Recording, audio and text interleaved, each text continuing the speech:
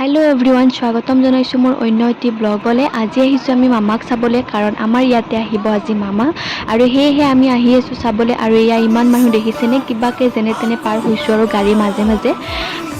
আৰু ইয়া গাড়ী বহুত ভিৰ কাৰণ বহুত জাগাৰ পৰা বহুত মানুহ আহিছে আৰু ইয়া আমি স্কুটি লৈ আহিছো আমাৰ ভন্টি বা আমি সকলোৱে আহিছো আৰু ইয়া কিবাকে বাছৰ মাজেৰে আমি আহি পাৰ হৈছো আৰু যেনি তেনি আৰু ই ৰিক্সাৰো বহুত লাইন হৈছে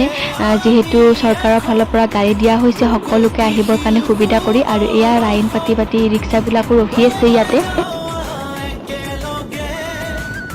আৰু এনেকৈ আহি আকৌ অলপ সময় পিছতে আমি গাড়ীখন থলো যেহেতু গাড়ী নিব নোৱাৰি কাৰণ বহুত মানুহ আৰু বহুত গাড়ী হেহে আমি ওচৰতে এঘৰ মানুহৰ তাত গাড়ীখন থৈ দিলো আৰু থৈ আমি ধুনীয়াকৈ খোজকাঢ়ি আহি এনেকৈ খোজকাঢ়ি আহি থাকোঁতে আমি লগ পালোঁ ময়ূৰী বাক জনপ্ৰিয় কণ্ঠশিল্পী ময়ূৰী বাক লগ পালোঁ আৰু তাৰ মাজতে আমি ধুনীয়াকৈ এখন চেলফি উঠি ল'লোঁ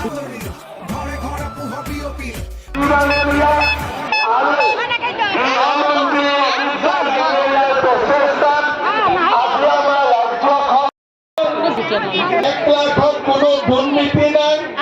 আৰু নতুনকৈ কংগ্ৰেছৰ দিনত ইমান বিকা চাকৰি কেতিয়াবা হৈছিল নেকি কংগ্ৰেছৰ দিনত আজি যেনেকে দেশখন শান্তিত আছে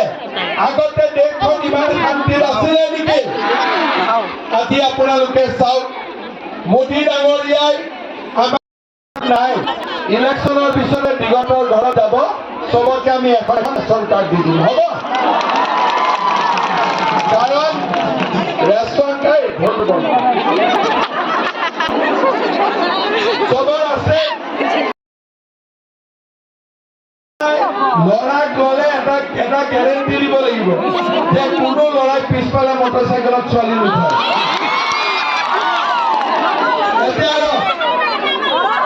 এতিয়া মই ধাৰটো কেনেকে মাৰিম ঘৰখন পৰিয়ালটো অৰ্থনৈতিকভাৱে ভাঙি পৰিলে ভাল চলি থকা পৰিয়াল এটা